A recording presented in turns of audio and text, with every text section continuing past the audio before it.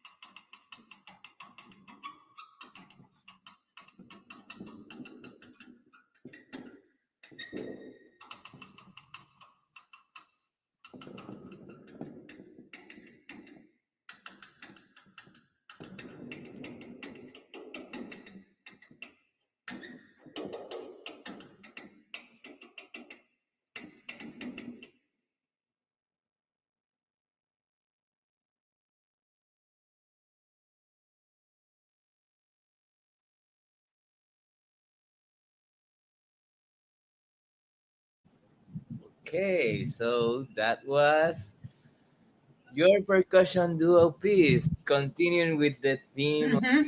percussion, right? But this is a piece Yes. kind of like a movement of a bigger work.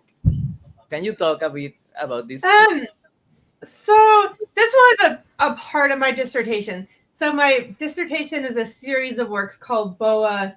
And it's kind of essentially three movements, but I wrote them specifically so that they each have different instrumentation. So this one is percussion duo. One is for a dancer on like a homemade string instrument that she walks across, and then one is for guitar, classical guitar. And the three pieces are meant to be standalone pieces, but then also, if they were performed together, kind of create a dialogue with one another, kind of like a song cycle, I guess. Um, but yeah, it was part of my dissertation. I had just come off of writing a bunch of very large works before I was ABD. Most notably, my piece Liaison that I co-wrote with Melanie Aceto, who's an amazing choreographer and dancer. Um, for dancer played piano, and I that was like a 2 year long project. So in that retrospect, it seemed like okay, that should be my dissertation. So I was kind of at a point now I already kind of wrote a dissertation piece and now I have to write my dissertation piece. So my approach was to just write a bunch of pieces. Okay. So I think I got a total different experience now that I saw it, in contrast to last time that I only heard it. I closed my eyes. Like, Mm-hmm. uh, there's a lot more tension going on when you see them performing the piece, I will say. It's a Mm-hmm. very different piece when you see it than when you only listen to it. Like, the visual aspect is very important. The theatricality of both performers, Mm-hmm. how they are kind of like uh, fighting it out, pushing, pulling, going back and forth. It's like, um, the musical material, the sonic material at times went to a second plane, whereas the that interaction between the performers went to the forefront. It's very interesting. I wanted to mention that. I had a Yeah, I mean, I think different experience. yeah, I mean, I think all of I'm very interested in physicality in music, and all my music I think has some physical element, but I think in certain pieces it's more elevated than other pieces, and I think um, this piece I think it is a little bit more elevated. I would almost say that it's usually more elevated when I work with percussion, and I don't know if that's something that would always be the case. Like if but it has always been the case when I work with percussion. I think I'm very drawn to the physical nature of a percussionist, and that's always a highlight is the physicality of playing, and I elevate it by putting them in Well, maybe slightly different that is physical situations. Yeah.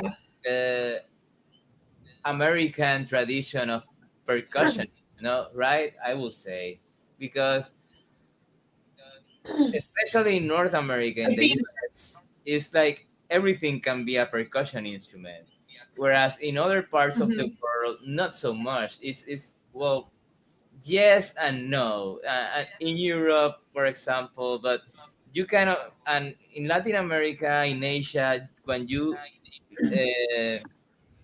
there's an expectation to be had when you hear it's going to be a percussion duo. So it's going to have regular. Yeah. So I mean, this was all a handmade instrument. Essentially, it was two big sheets of metal, and then the mallets were large like construction steel rods, um, and then especially during this, my husband, he's an engineer, and we do like to, we don't do it as much anymore because we have little kids and less time, but we and more demanding jobs. But yeah, but we, especially during this time period, he would collaborate with me a lot if I had an idea of um, trying to get the construction down, and um, We can he show had the access support, like to, how it. What are the? yeah, and he had access to a lot of machine like saws and drills and um, all sorts of things that we didn't have access to as music grad students. And yeah, so we built. I basically, my idea, like I found these pieces of metal at Home Depot, and I was very interested in them, but I wasn't very interested in like playing them like a thunder sheet so much, like just hitting them on the side. I was really interested in playing these like sounds on the edges and having more refined contact sounds. And um, in order to do that, you can't have the whole board waving like crazy. Um, so we had to design basically a holder, a stand for these pieces of metal that had kept the metal still allowing it to resonate, because I didn't want to dampen sound on the metal.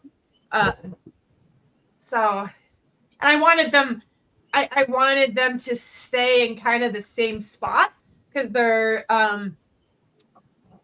their mallets are tied together, and it's tied with a decoy line. So it's a line that it's actually used for like I think for like duck decoys and like honey. I got it at Cabela's, and it's actually very cool. It's like a very thick plastic, and it's not it's very strong. It's very hard to break, but it also doesn't really stretch too much. So it kind of stays the lengths as at.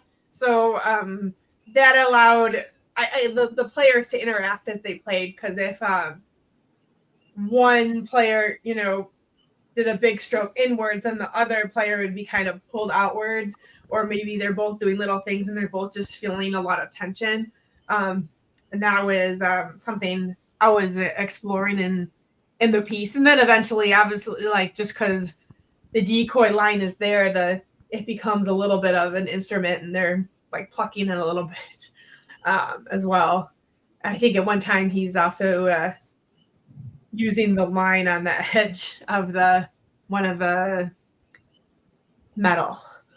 Yeah, I think that it doesn't sound like a percussion duo. It sounds like it's one instrument, one.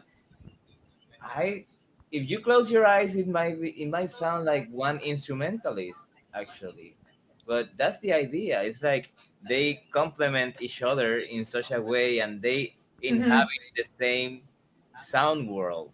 In contrast, for example, with Yeah, Chunting's piece that we showed a few weeks ago. Chunting's piece, like you could tell there was a contrast where both performers sometimes were working in conjunction and sometimes were working in counterpoint, let's say. Wouldn't you say that, yeah, Chunting? Yep, I'm here. What would you say about that? Like, it's like it would be like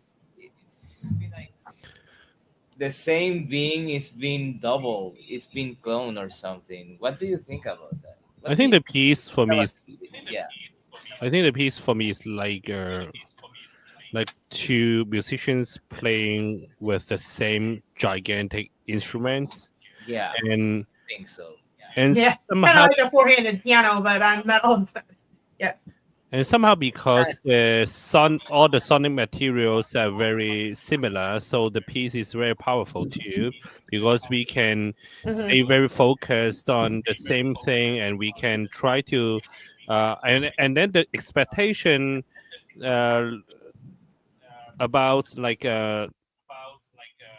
the development of the same material is like growing and growing toward the end of the piece. Like, I and actually I try to close my eyes to listen to the piece, but I couldn't I couldn't stop my curiosity whenever I hear anything from the piece. And then I open my eyes and I open my eyes again and again. Yeah, it's a it's a cool piece, to be honest, and and I always wonder, what if there are more than two metallic sheets, or what happen if different metals are used. Because I'm not a very scientific person, so I'm very curious. Anyway, Yeah. Yeah, Yeah, I'm not a very scientific person either, but I'm a very experimental part. I like to explore. So like I think when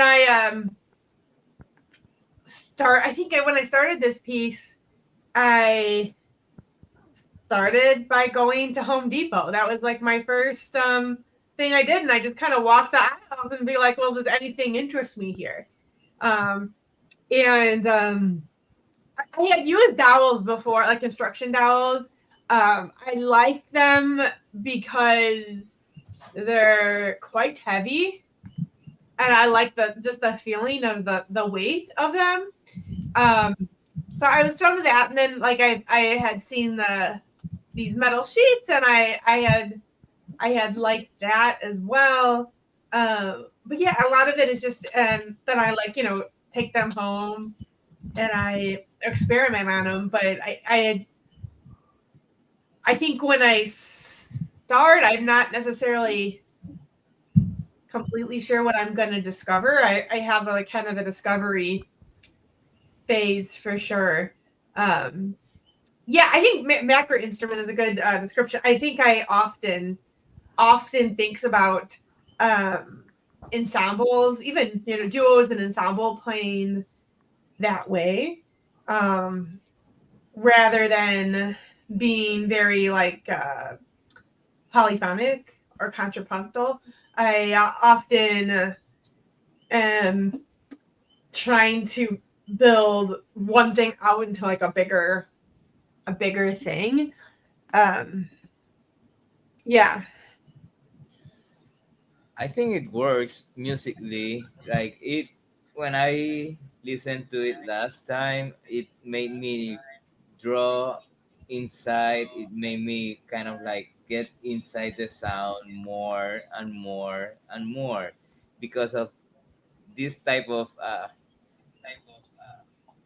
I don't like using the word, but minimalistic, kind of like economy of material type of thing, like Yeah. develop the material. Hmm. I know Uh, what you mean. I mean, I think I it- think the word minimalistic can be misleading because it's already there is American minimalism that has a very specific meaning, and my music is extremely different from music like Philip Glass or Steve Reich or any of those. But yeah, it is minimalistic in terms of I do like to limit my material a lot and put kind of a lot of limitations on myself. I find that I'm more creative when I can't just keep adding more and more and more. I get more creative with the materials I have when I limit myself, and I have a lot of fun doing that. And sometimes I limit myself extremely. Um, so yeah, I do think it's yeah, it minimalistic seems like in you work. a way, but it's not American minimalism. So it's yeah, Of course, it isn't. yeah. But I think that yeah, you put a lot of rules for yourself so that you can not get out. You have those rules set out the sound world that you tend to portray. in a way. Like Mhm. those are the rules. Like being so strict with the rules is what sets out a specific sound world, and it's kind of like very it has a very strong identity is what I want to say. Also, I wanted to say that even if you use these, what are these called, uh, the plates, what they were moving around, I it's think, like yeah. the metal Yeah, plates. I mean they do move around because they're vibrating, but like if they're just suspended from like so a lot of times, metal sheets are used for like The thunder metal sheet. sheets. It's kind of Yeah, like and they're just used like they're just suspended in the air and then they really go wild where if it was just suspended from like a gong stand or something like that, you wouldn't be able to easily make a contact sound on the edge from with a bow or a whatever or a rod, um, like you would when it's a little bit more maintained. the thing is that what I wanted to say is that of course, yeah, you needed that stability, but it could easily fall into an effective uh, side, effective area of sound, because these are used for making special effects in Hollywood movies, specifically for thunder. But you never really Hmm. fall into that because it's very controlled. The movement is very controlled. It could easily fall into that, but it does. Yeah. I mean, I think I do because I do use a lot of extended techniques. I think for every piece, I'm usually hyper aware of like what That's the what word. are the cliches of the situation. I think I am, and I usually try to just kind of really For example, steer if clear. Or what can I first think like what could I obviously do, and that's usually not what I want to do. But you have to kind of get it out of the way a little bit in my head. you will have done the same gestures as your, was it Daring Doris, the one with The cardboard piece, yeah, the cardboard piece, yeah, you will have fallen into that. Like yeah, the you will have there's a hyper consciousness of the movement, let's say, and there's a, I think that you have to be hyper conscious of the movement when you are writing for percussion, because that's what percussion is about, even more so than other instruments. And I think that Shunting mentioned this in uh, the last time we talked about percussion, how the movement affects the sound, how he imagined himself in the shoes of the performer, of the percussionist. Because this is yeah, because it is inevitable when the percussionists have to like at least they have to move the instruments to do various stuff. They need to move their beater, and then if you change the location of the beating, or if you tr- slightly change the method of contacting two objects, then the sound will be can be very different. So it is always about yeah. the movement. I mean, I think I'm always trying to physically feel the objects. Like I usually have some instruments that I'm working on sounds in my studio. Oftentimes when I am writing for percussion, sometimes I like to feel the weight of the mallet and like kind of do the movements. Um, yeah, I think everything in any of my pieces I've tried. Some of the some of the times I don't have the skills to do very well, but I've could do it at least poorly. Everything in my piece. Yeah, I mean that changes. So like I every the last two times when I see it, I see when Jason slides his foot slowly forward. I remember doing that. Now I'm almost 10 years older. I'm like, wow. Um, but Yeah, I do. It is very important to me, and even when I don't have access to the instruments, I'm always like, if it's a wind instrument, I'm always kind of breathing through the score. If it's a string instrument, I'm like air bowing and feeling the movements. And same with percussion. Like I often will, even if I am gonna spend a day composing outside the home and away from instruments, I might have a mallet like in my bag just to kind of feel the feeling of the mallet and uh, feel some of the motions. And that's it's helpful for me to think about that and then think about things like um, what things are intuitive physically and what things are not. So some things feel very like, some movements are very natural for the body. Like I even think like when the mallets are just going back and forth, it's a little bit of a more natural motion than sometimes it's going side to side where it's like more wrist motion. And it gets a little, a little bit more. And I'm thinking of that and in terms of like fatigue and how long can this sustain, and is this going to be sustained accurately or not. And sometimes I like to specifically find things that feel kind of a little bit physically awkward and kind of push them to the limits so that like the awkwardness comes out. I kind of think that's I think there's a beauty in that. And then the sound, even if it's trying to be very regular and steady, might be very irregular just based on the just the physical inability to continue it in a regular way. And I'm always really interested in exploring scenarios like that. So you get that here in this piece as well. Um, yeah.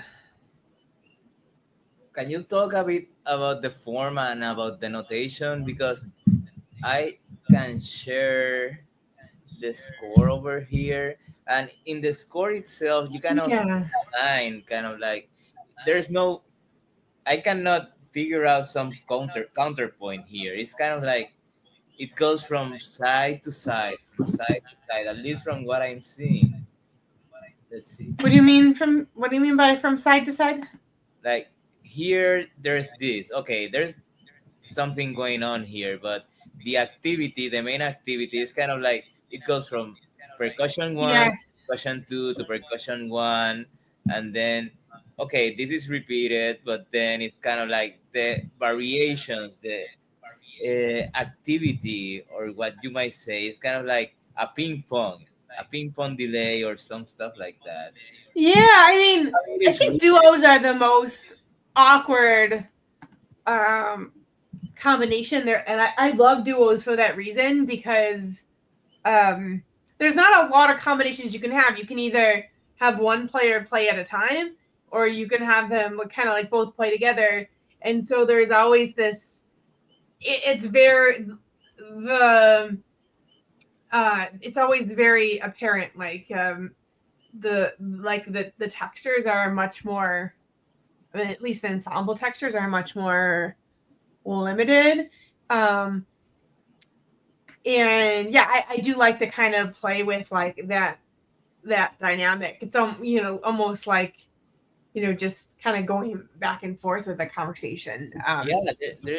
When I Yes, saw it now, there's kind of this tension is formed because, in a way, it's like I wanna play, I wanna play, play. It's like this fight yeah, between both. Who gets and the they're uh, who and gets they're the physically connected in a way that the the line between the connection is short enough that like if one player is um played on, like, if it's pulled all the way back on the tip of the rod, which is like the mallet they're playing with, the other player is at the base of it. So they're very restricted movement wise because they're physically connected to each other, and that one they either have to work in junction with each other, or take turns, or they can do like little things where they're kind of stuck in a certain spot, or they're each trying to kind of go in opposite directions, which makes them both kind of stuck. So there's a lot of physical interpretation that explores that idea as well. I will But say yeah, I think that the idea of the duo is so awkward as it is, and then when I'm physically connecting the mallets together, it becomes kind of more limited. But I have fun with it. yeah, Yeah. I think that in a way it tries to be antiphonal, but kind of fails in the best way possible, if you know what I mean, because you don't get that Mm-hmm. antiphonal feeling, you get that macro instrument feeling, that one is an extension of the other, one is continuing with the other. But if you close your eyes, it's kind of like it will be as if the same one we're playing. You will have to Yeah. put a microphone on one side and a microphone on another and put the speaker really far apart for them to sound antiphonal in a way. That's what I will say. Yeah, I mean, and it does make sense because the instruments are physically connected, and their movements are affecting each other's instruments. So there are many times there are a lot of times in the piece where one player is just trying to hold their mallet still, but the other player is moving and they're pressing pressure on their instrument, but sometimes it might just crack a little bit in one direction and you get a little bit of sound. So it's like the other player is almost playing the instrument across, or they are playing it across, kind of just as a result rather than intention. So you get they are kind of they're working together, but in a kind of a bizarre way where they're working together, but oftentimes the physical Yep. effort feels in contradiction to each other, and that kind of physical effort creates them kind of both sounding in this like macro instrument manner. They're working together, but they are fighting for supremacy in a way, for who gets Yeah. to be the one that gets listened to. And what you mentioned kind of takes me to another point. Like, you, you don't visualize all of the sound, right? Like, half of it at least is a result of the physical movement. Or do you visualize Yeah, I to what the resultant sound will be most of the time? What would you say about that? um I think I'm not necessarily always motivated by just purely the sound. Sometimes I'm motivated by the action and I'm willing to accept the sounds.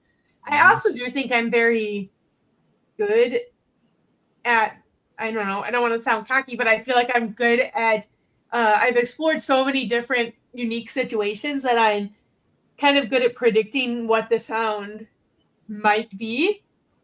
Um, at this point, too. Um, but yeah, I also had the luxury of, working with the instrumentalist as I wrote the piece.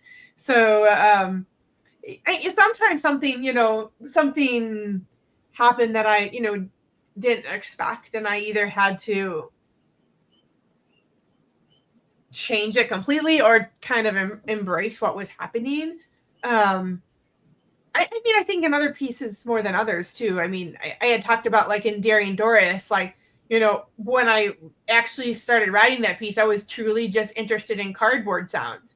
I did envision the cardboard, these sounds over time would actually destroy the cardboard, because I was just playing them for a couple seconds at a time, and it didn't really do significant damage when I just played it a couple times and then I work with them. But when I wrote them in these very long repeated manners, it was destroying the cardboard. So and it was very easy. It was very obvious fairly early on in our rehearsal products that was going to do. So I either had to decide to, completely change the piece or scrap the piece or just kind of embrace what was happening. And that's what I kind of did.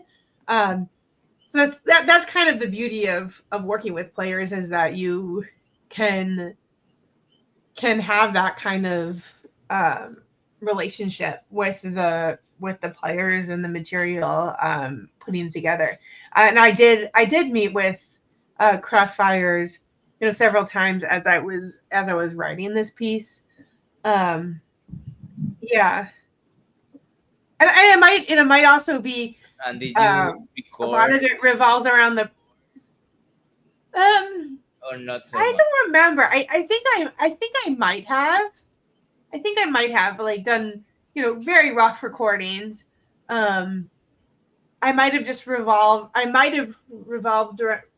on my memory, which was much better then than it is now.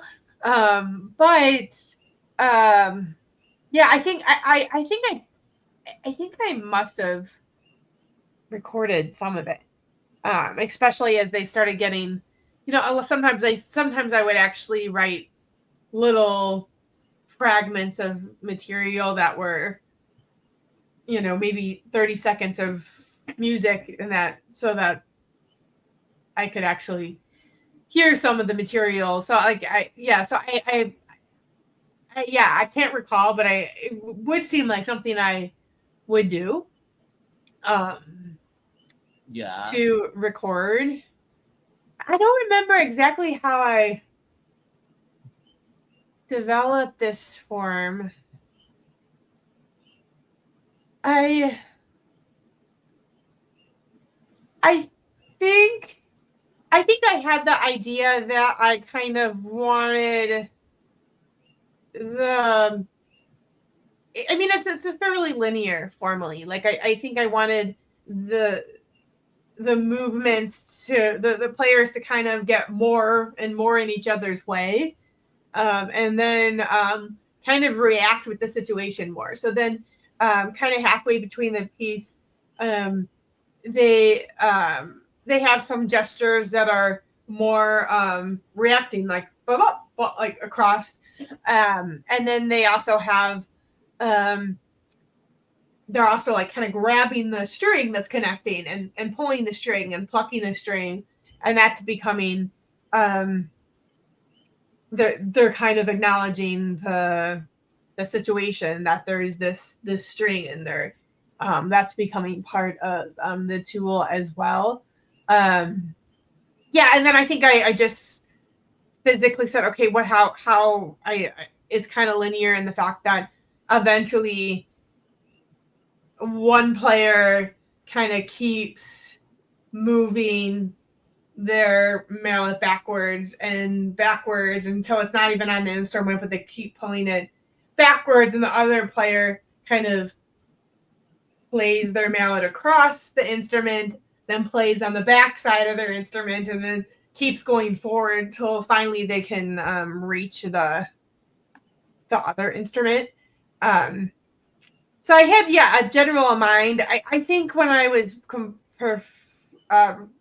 creating the material, though, I a lot of times I have different kinds of gestures, and I have different criteria of what I want to do. And this one, I think, was more of the setup and the fact that they're physically tied.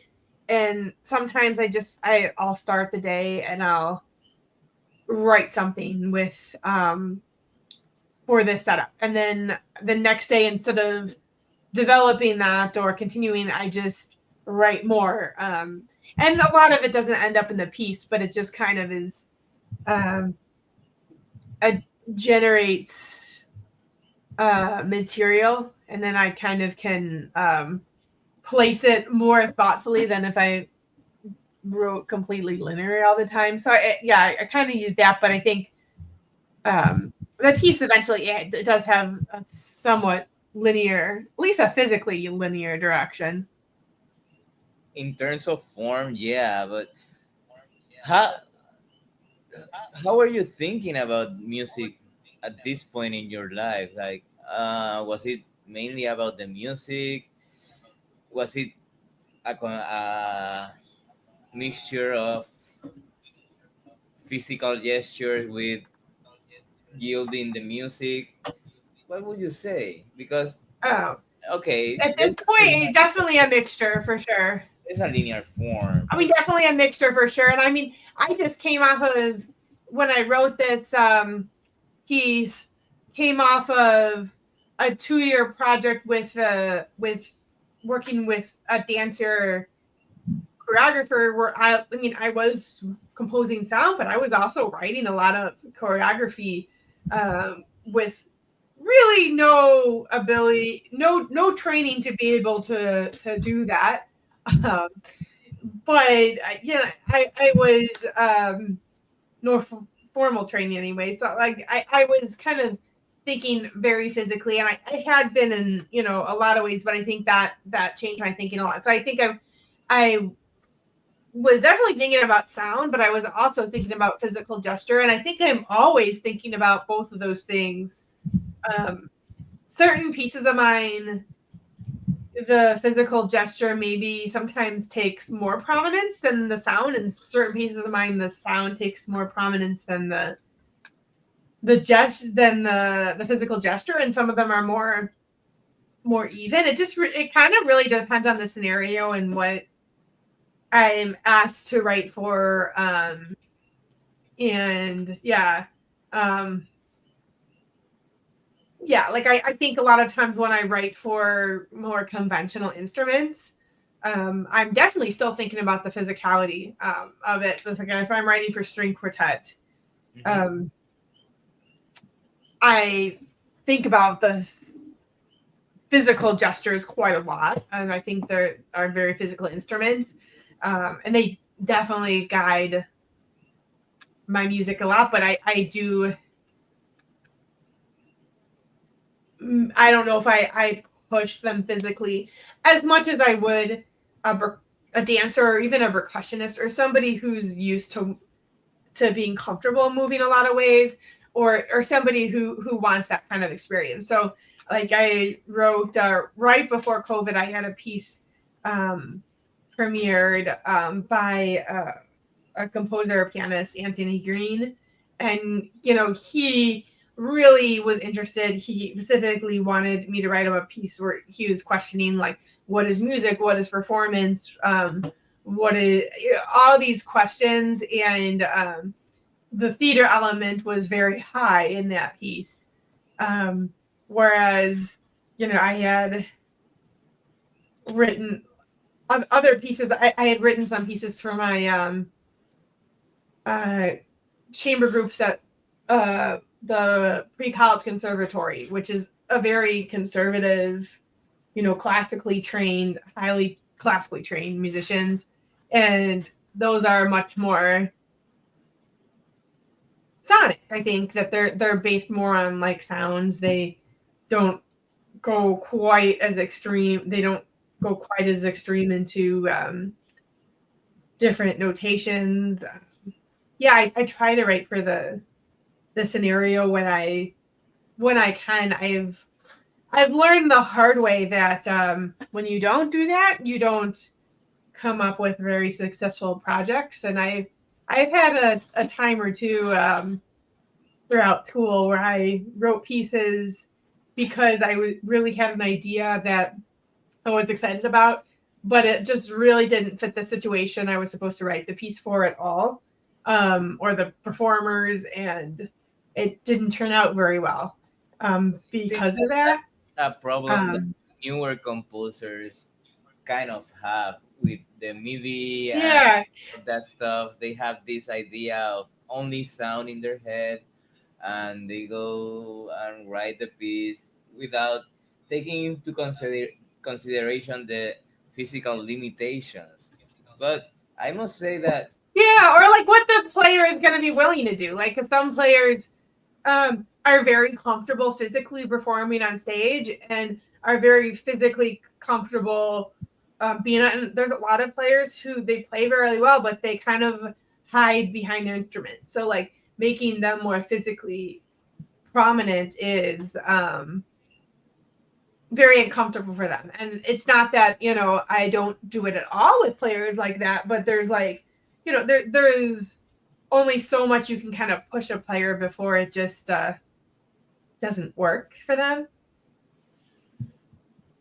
you must be conscious about it, but still one will prefer one or well one thinks in certain terms, like more abstract terms is sounds come first, and then you kind of imagine uh, how the performer will produce the sound.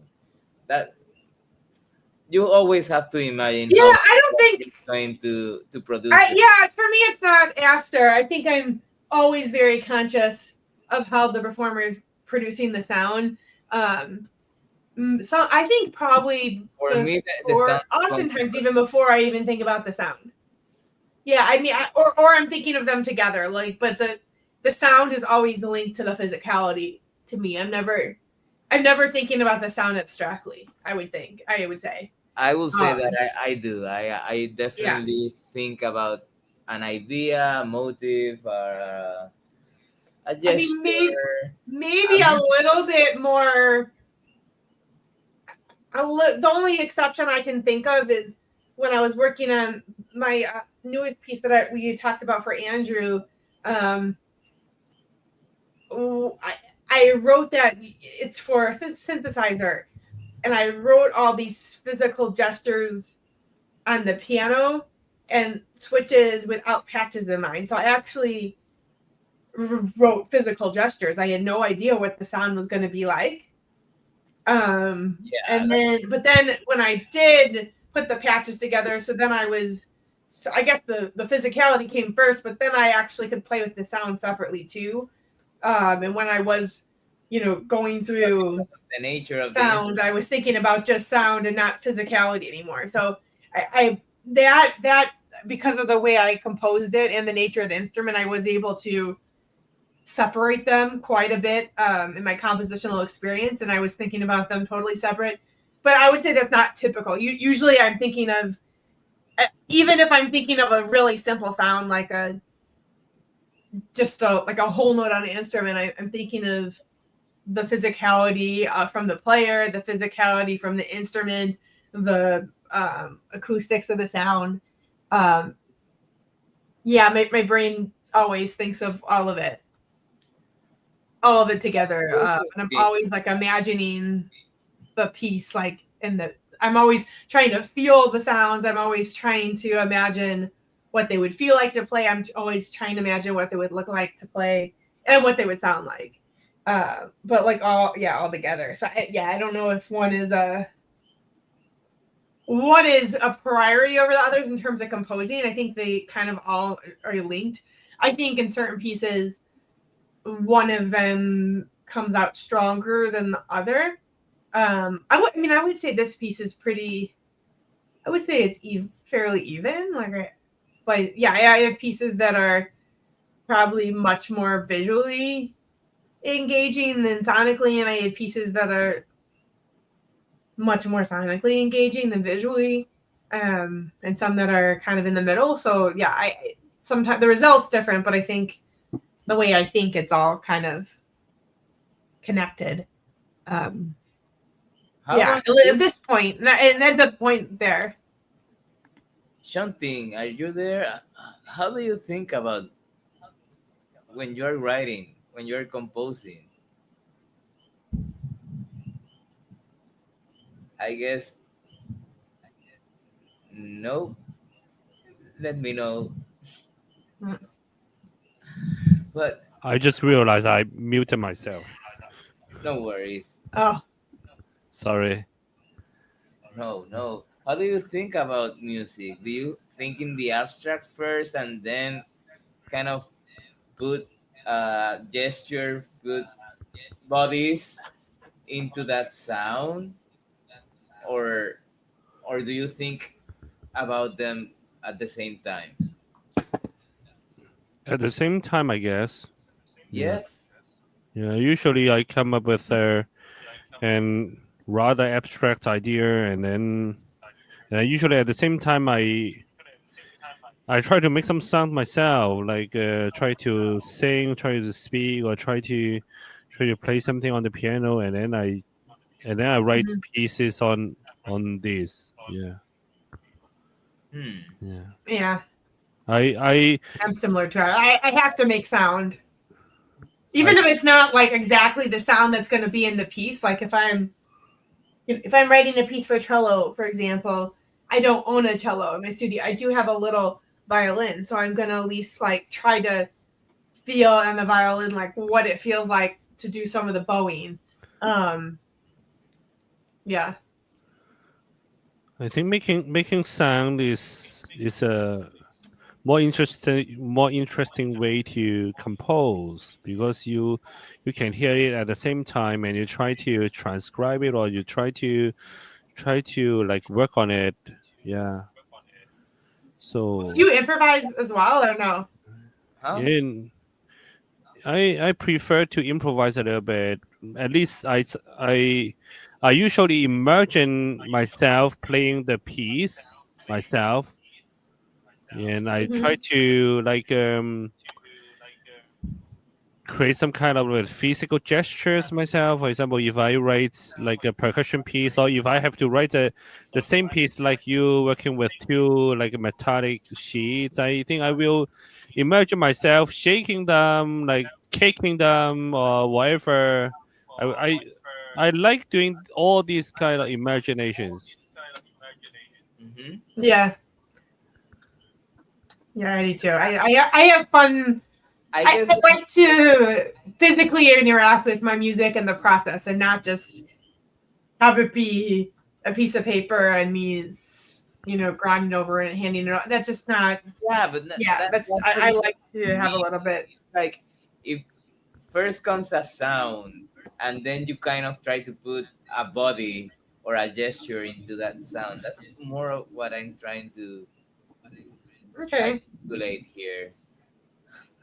How does I, it I, work? Or do you I see think sometimes the I physicality don't first? never Or- start with the sound, but I don't just like hear the sound out of nowhere and have to figure out how to make that sound. That's not something that happens, but I sometimes start by making sounds in the studio, and I start like that. I'm exploring and I'm improvising. I'm trying different things, and I discover a sound. I find a sound through this process of discovery. And that might be the impetus of the piece. That might be something. That might be the start of a piece. Is a sound, but it's not like a sound that I just hear abstractly. It's a sound that I find when I'm in my studio, and kind of just exploring different things. Um, It's yeah, like a lot of times well, it will that like is. when you're playing Ponticello, it's like this really let's describe it with high partials sounds come to mind with almost no bass Hmm. or stuff like that, and sometimes creaky, sometimes absurd sound, and it kind of like it sticks in my head, and then I kind of figure out, okay, this is Ponticello, for example, stuff like that. It's like um, there are different Yeah, processes, I will say. It's yeah, kind but even that is like more like you're kind of acknowledging, like you have the knowledge, like what like Panicello does to the sound, and then you're like kind of applying that to get the sound you want, rather than, in a way it may be, I don't but know. also it has to do with thinking in terms of electronic music, I will say, because in electronic music you don't have to think about any of that. uh, That's true. Yeah. I just don't. I'm not a person. I don't think I don't dream my music. That doesn't, happen. I mean, there is occasions where, I have a bunch of a piece written or whatever, and I can sit there and go through it, and then um have ideas about the continuation. And but yeah, I don't. I'm always interacting with the sounds and making sounds and trying new things to write my music. It never is just like comes to me and like transcribing. I don't think. this is pretty cool because goes back to the question that I or the conversation we were having earlier about the resultant sound. What results? Hmm. If you go to the physical gesture first, it's kind of like the opposite of that. Some some minds, some Hmm. compositional minds think of the sound first and try to extrapolate the physicality of it. Other minds kind of Hmm. like are in the middle, but other minds kind of like think Yeah, physicality first and then the resultant sound. And after you having you know some what? I experience might. physicality of different instruments, Yeah, that like it's kind of like it I also mean, depends on the experience you have.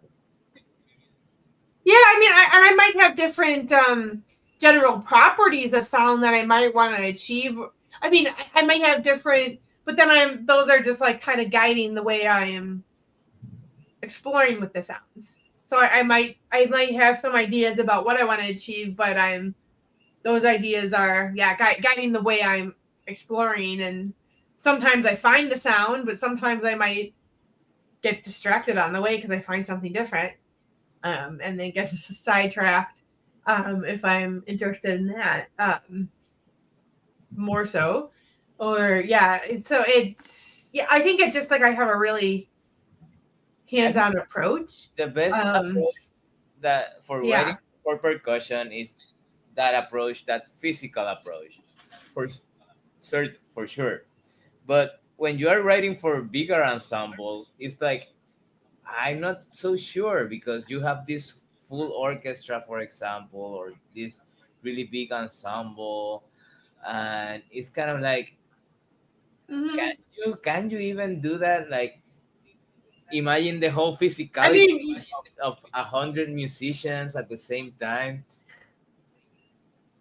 yeah, I mean, I think you both know that, like, the way I've handled that is I just haven't written orchestra music, since I've been in like high school, and I was writing music in a very, very different manner then. Um, I I don't think it would be impossible per se. It would take a very special situation because most of the time orchestras are quite conservative. They don't have a lot of rehearsal time.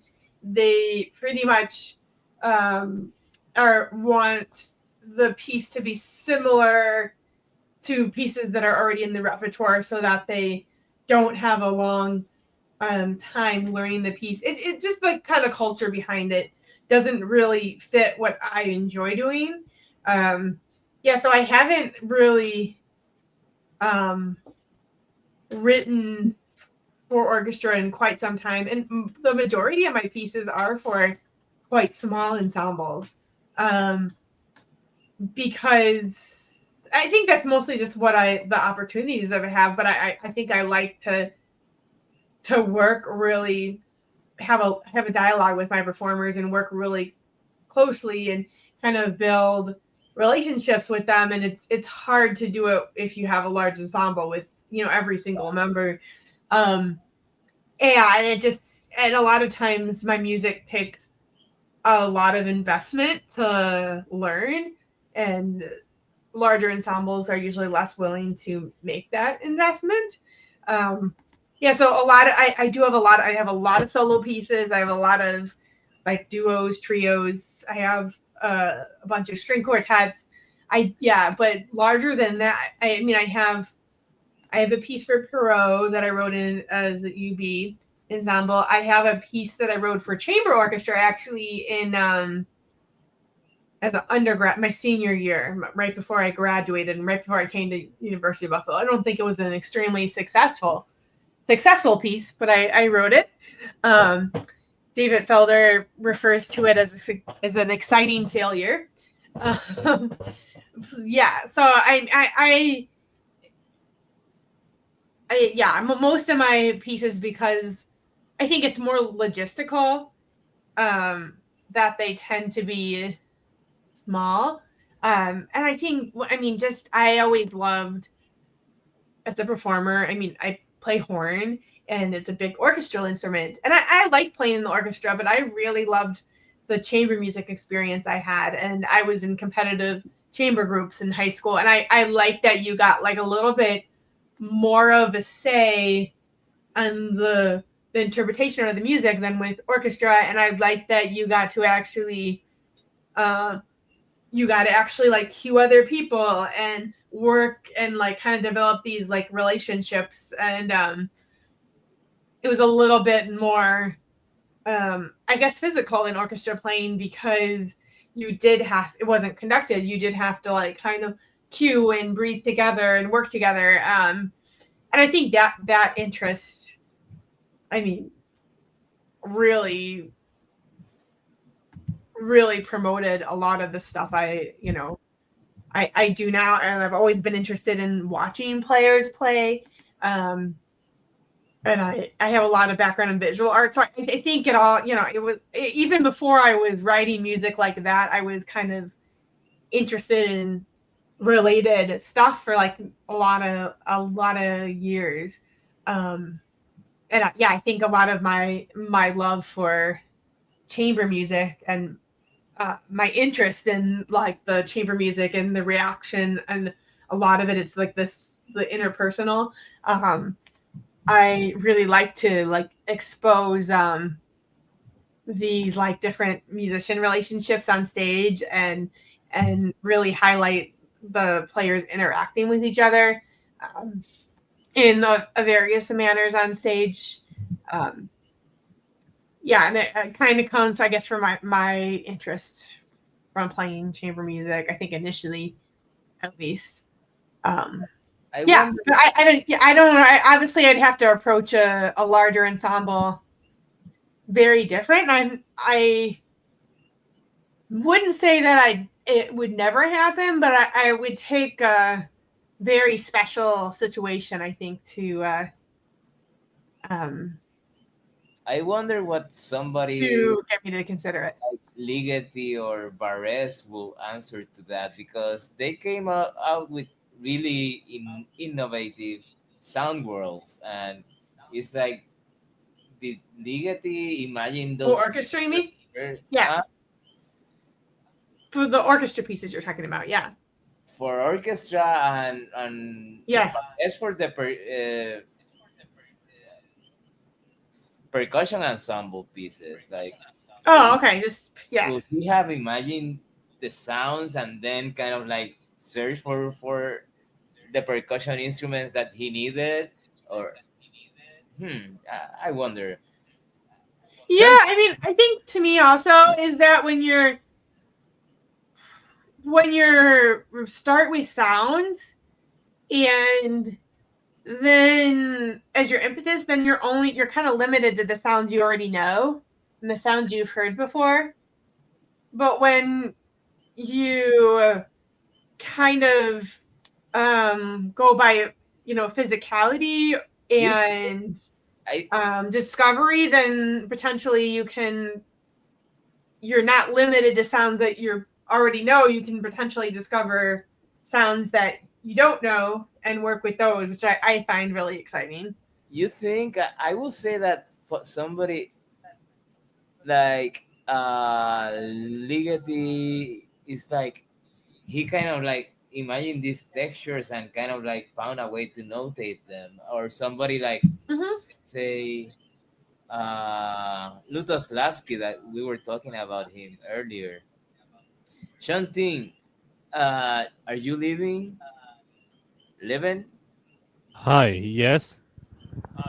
I wanted to ask you before you left, like, how did you think about your last orchestra piece? Did My you last think orchestra. about it like specifically on physical terms for each group, or did you think about it in terms of sound, and how was it? Hmm. If I have to comment on this matter, I would say I didn't think about that enough. Yeah, I thought mostly about like pitches, rhythm, or just shallowly about how to combine the instruments to produce so-called good sound. Mm-hmm. So yeah, So maybe did you play a lot of sounds like on the piano or on another instrument when you were writing it?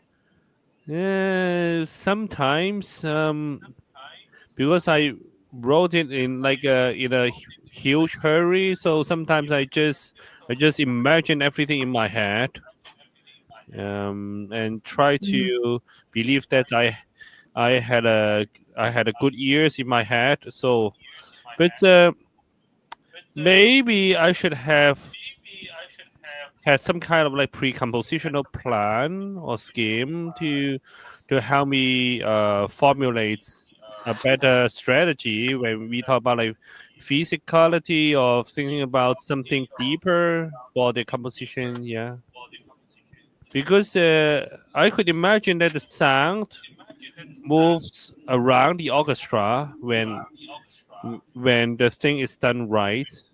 It's like a dance. It's like a dance of sound or like dance of like timbre. But Mhm. unfortunately, when I wrote my previous orchestral piece, I relied too much on the pitches and rhythm or like or the most basic orchestration. So yeah, there's my little confession. Yeah, after like Well, it's maybe very. 3 months of like a pause from it. I think that is really good where this conversation has taken us, because it's taken us to like the core of how there are different approaches to composition. Like, there's not only one way to conceive of a piece. There's not only uh, the premeditated way Mhm. of sound, or that you kind of like are limited by what you know a performer can do, or kind of like trying out new things and discovering new things. It's like all of these nuances, all of these options, all of these possibilities that we have as composers to come up with pieces.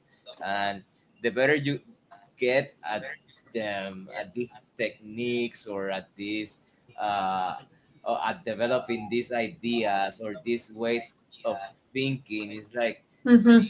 they influence directly on your style and on your forms and on your timbres and on your sound worlds and all of that. And it's like, there's no correct way to do it. Let's say it's like No, I you do. think it's different, like for everybody, for sure. And I think, I mean, the one thing I do think, I remember David Felder. He would talk to me a lot about like music. Like he would talk about it like a that it was like a layered cake. That um, and then some people when they're composing, they start at like the bottom layer, which is like all like the forms and structures, and get smaller and smaller and smaller to the smaller the material and the motives and the smaller structures within that. And then some people go the opposite way.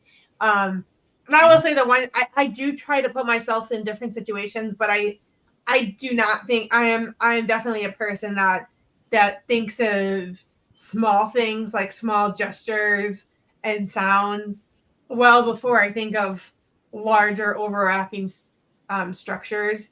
Um, yeah, so I'm like, oh, maybe it'd be interesting to push myself in a different way it wouldn't. I don't think it'd be intuitive, but maybe that would be interesting.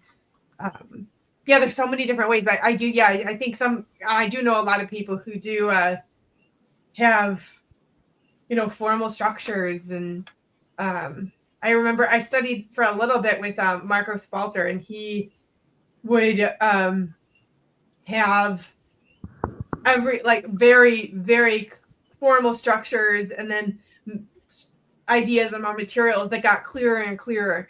And he would spend a long time doing this. By the time he actually got to like physically writing music on page, his piece that was a late stage composition. Once he got to actually writing notes on paper, Mm-hmm. his piece was usually done within days, where he could have spent months theoretically on the planning stage, which I thought was always interesting because I don't think my mind could do that. But I don't know. He kind of developed the whole sound world, the whole discourse, you might say, Yeah, in his head, and it was just a question of writing it down, pretty much. yeah, Take yeah. that. I mean, he spent a long time like he would have things written down in terms of like he'd like drawings of structures and ideas about pitch, but not actually material from the piece. Yeah, that was like a really late stage, and he just has, I think, probably a much better memory than I do. That he was, is able to kind of, or maybe just ability to write down these large structures. That, yeah, he was able to put it. He was definitely, I would say, he definitely, at least when I worked with him, I haven't kept as much. I'm not super familiar with some of his more recent pieces. There's a lot of them though. Was more of a bottom layer up, more of a top layer, cake layer going down, for sure. Um, The different types of composers. This composition, this conversation led to a very different place that I was envisioning. Actually, like this yeah. last half hour at least, it's kind of like it's made me think a lot about how we composers solve the composition problems, quote unquote. It's not a problem, it's how we develop our art and how it is an art, and how there are so many different ways of making art. It's not, there's no right way. Of course you have to be conscious of some things, of the physicality of something, of but in the end it's art, and a lot of art are Mhm. experiments, and a lot of experiments fail. You have to fail a lot, Mhm. For uh, sure. for sure. And it's like, For sure. I think I'm always, when I write a piece, I'm always willing to fail. Like, I try very very hard. I research quite a lot. I put all the knowledge and work into making it as successful I can. But I feel like if I don't leave the possibility open, that if I'm not willing to fail, that the piece is not going to be, it's going to be very bland and boring because um, if you I'm going to write only are something that I know. the way to not fail, go with the tried and true, go with neo-romanticism, And neo-tonality. I would say that I do have pieces. None of my pieces are near romantic or whatever, but I do think that I have pieces that are more innovative than others. Like some pieces, I'm really trying Yeah, very new things that I've never done before, and other times maybe I just, there's something I've done before, but I really want to explore more, and maybe that piece is maybe less yeah, innovative, but it was contemporary where I was. music and an avant-garde music doesn't uh, uh, exhumes itself from cliches and from being safe and stuff like that. It's like we still need to talk about, like, I think we need to have a stream where we talk about the cliches of modern music, because there are a lot, like at least from post-war Yeah. all the way through here, all the way through now. Of course, there's a lot. Um, but yeah, the only thing I wanted to add is like there's this tradition that you fit very well in this tradition of American experimentalism. I probably said that before, and it probably began with Cage, and like you see Yeah, something on I'm an Cage. old soul. Well, it probably began, but it has developed throughout the years. And when you go to festivals Yeah. and you see some people that try to continue on uh, kind of developing that soul, uh, that spirit, that American experimentalism spirit. Although it doesn't seem to be that much mainstream nowadays, but whatever. The thing is that Mhm. something like this piece and a lot of your pieces is like when you okay, there's on a program percussion duo. There's already something shaky about that because there's a lot of instruments to pick from the traditional instruments. But when you see an instrument that has been particularly constructed for that piece, it adds another layer of uncertainty, of not knowing what to Mhm. expect. And I think that that's what one of the functions. I don't know if function is the right word, but one thing that art in general have tried for is for that element of kind of taking you out, taking the listener, the viewer, etc., out of their comfort zone and making them experience something new. Mhm. And I think that with this piece and in some of your other pieces, but like this one in particular, and the percussion pieces that you do, and liaison too, some of those Mhm. they take the listener out of their comfort zone, and that's very good. I think that that's Mhm.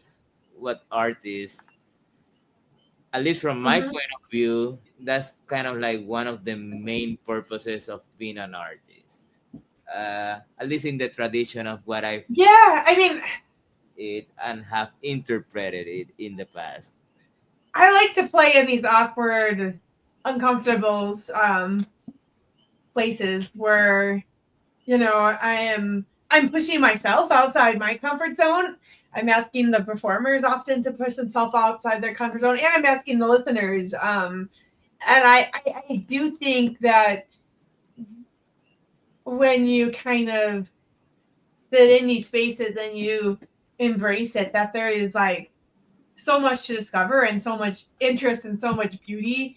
And I think the energy I um, is really engaging. It's so humanistic, or maybe at least for me, because I Human. find That would I just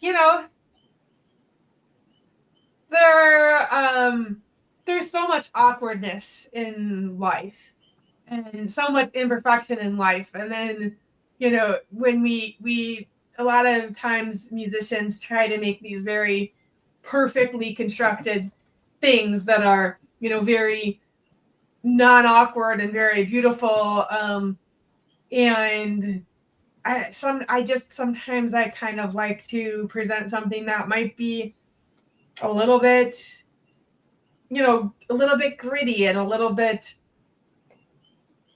imperfect and a little bit kind of maybe um does something that we don't expect in a concert situation, or a gesture is maybe held unreasonably long where we start get uncomfortable, and that kind of after a while you kind of can kind of get over the fact of this is what I'm comfortable to listen to. So if you're kind of being pushed outside that, then you're eventually kind of open up to more.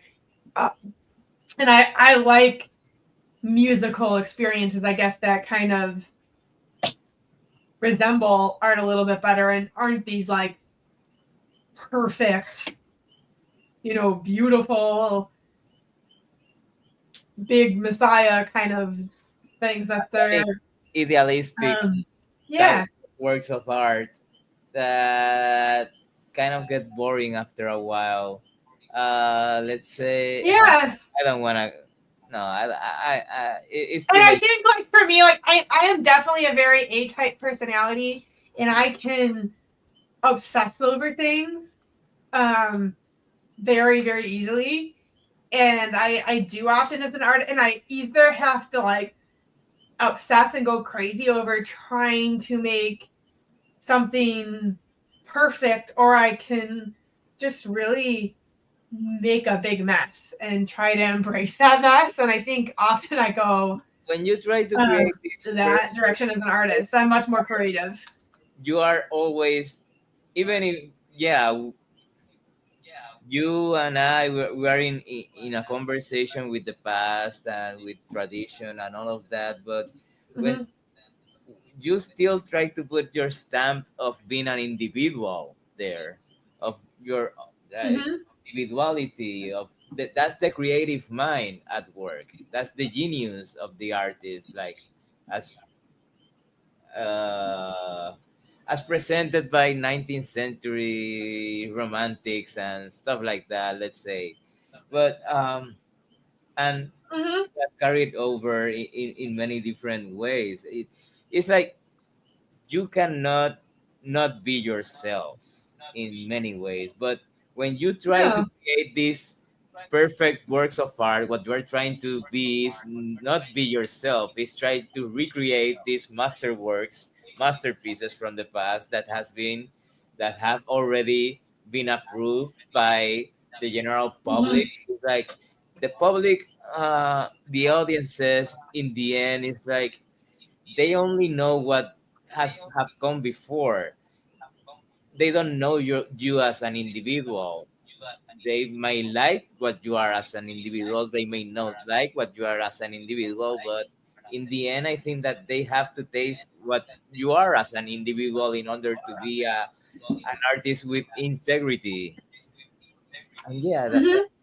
It's interesting. I think I'm a person that like I started writing music that I think sounded like my music, or at least had a linear and like fairly young. Like I think I was the first piece. I think was 19 when I wrote my like what I would consider my now opus one, and I think that piece has a lot of personality that's my own. And I think when I was 19, I definitely, maybe wasn't authentically myself in every situation because you're trying your best to, you know, navigate to what you're supposed to do, especially at that time.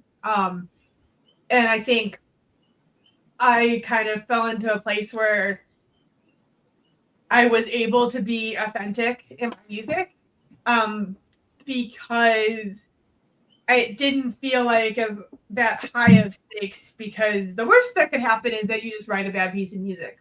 Um, yeah, and I think it's kind of been interesting that like, that it's developed and changed, obviously over the years, but I feel like I'm always trying to be more like myself as a composer, like in my everyday life.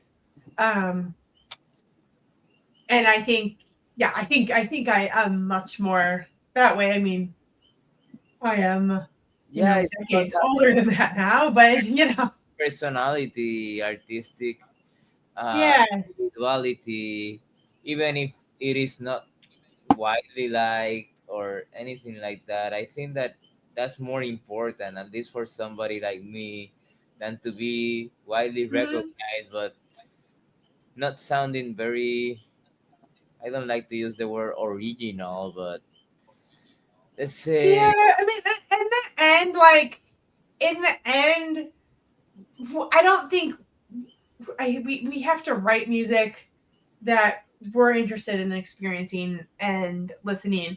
And I think if we have that mindset, I mean, it seems self-centered in a way, but at the same time, like we're not as I don't think any person is unique as they think they are. Like No, not either, there's because you're you always know going there, there's always going to be other people who are also interested in that, and then and if it's your audience is really small, say there's only two people in the world that are interested in what you're doing, to not write the music because it's not popular, it seems to like discredit the value of and you are already single a product people of for your mass. time. It's like you're already in conversation with what's around you, with what influenced you, with what you've grown up with your taste and stuff like that. It's like there's Mhm. no way of not being influenced by other stuff. So might as well just try Yeah. push it a bit further, push it a bit more in a way that uh, is more of yourself in a way. Uh, Not Yeah. that you're trying to recreate something that it is yourself, but like create something that is worth create something that is worth listening to, that is worth your time, because Mhm. that is not a replica of Mhm. especially now that we live in the age what Walter Benjamin will call the age of mechanical reproduction, where everything can be reproduced 1,000 times over. It's like that artistry, that craftsmanship of the individual. I think that is more appreciated now than it was ever before in history, because now you can reproduce things at infinitum, like over and over, especially in the Mhm. digital era. It's like uh, a lot to talk about about that, but Yeah.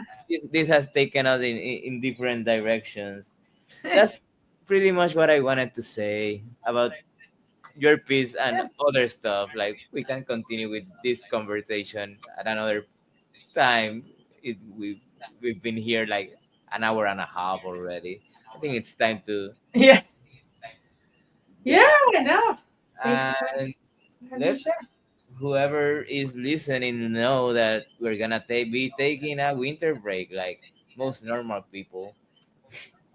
We have families. We have Yeah. And we'll come back in the new year. yeah. It will Yes. be a few weeks before Everyone we have have a happy new year. so yeah. Happy holidays, happy new year. Be safe. Bye.